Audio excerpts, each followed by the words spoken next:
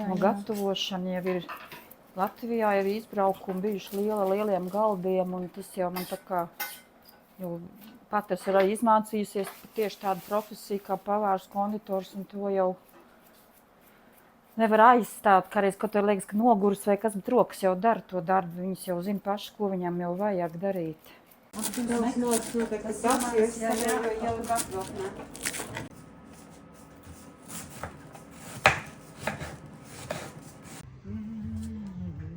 Nu, kas no jaunā? Dina vakar nesis augšā vēl un... Viņš taisīs pēc savas metodas, ko viņš vai viņš taisīs.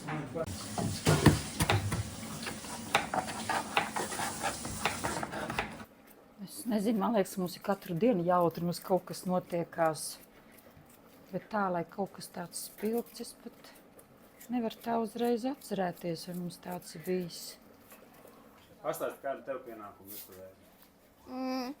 Skatīties, lai visi strādā, lai neviens vienkārši nepīpē. Viņš ir virtuves pavēlnieks. Nebija citu, ko darīt. Es nezinu. Ir tāds formāts.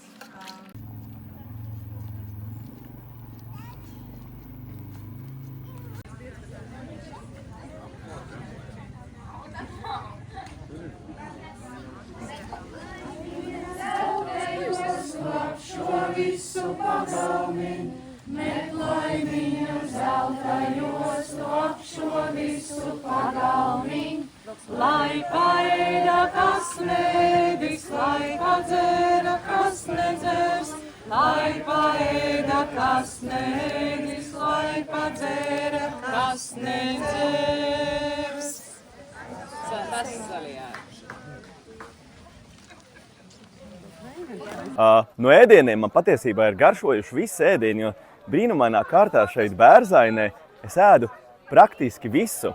Es izņemot zīvis, zīvi kūpināšana, es pagaršoju zīvi ēdienu un viņš bija garšīgs, bet es neesmu zīvi ēdējis, bet savādāk man tiešām viss ļoti garšo. Un tad, kad es eju vienmēr pēc otrās porcijas, tad pavāri jau saka, nu redz, kur viņš beidzot nāk. Tā kā man tiešām garšo viss, es neesmu izvēlīgs. Paldies tev. Paldies!